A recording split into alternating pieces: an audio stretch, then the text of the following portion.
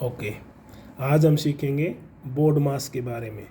B for bracket, पहले bracket open करेंगे, फिर ओ से ऑफ मल्टीप्लाई करेंगे, ऑफ करेंगे, फिर डी से डिवीजन करेंगे, डिवीजन के बाद में मल्टीप्लिकेशन मल्टीप्लाई करेंगे।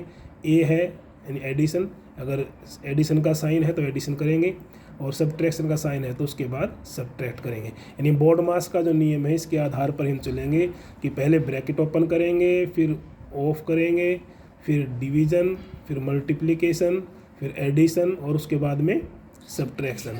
अब ब्रैकेट्स के बारे में भी है, ब्रैकेट्स कौन सी, अगर बार ब्रैकेट, 4 टोटल ब्रैकेट होती हैं, अगर बार ब्रैकेट दी हुई है तो सबसे पहले बार ब्रैकेट को ही हम ओपन करेंगे। उसके बाद में जो स्मॉल ब्रैकेट होती है, जो कॉमन ब्रैकेट होती है, छोटी ब्रैकेट कहते हैं हिंदी में, इस ब्रैकेट को ओपन करेंगे अगर ये है तो।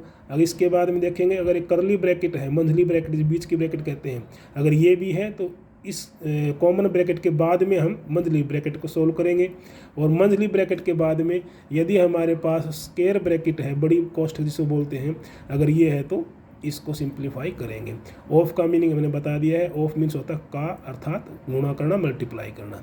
तो इस तहजीब से यदि हम किसी भी क्वेश्चन को सिंप्लीफाई करेंगे तो ये कहा जाएगा कि हमने बोर्ड मास का रूल फॉलो किया है। और बोर्ड मास का रूल कहाँ फॉलो होगा, जहाँ पर ये सारे नोटेशंस या ये सारे notation of, division, multiplication, addition, subtraction, brackets etcetera, ये यदि क्वेश्चन में कंटिन्यू दी हुई है नंबर्स के बीच में, तो उसको सिंप्लीफाई करने के लिए ओनली एंड ओनली हमारे पास एक ही रास्ता है और वो है बोर्ड मास का।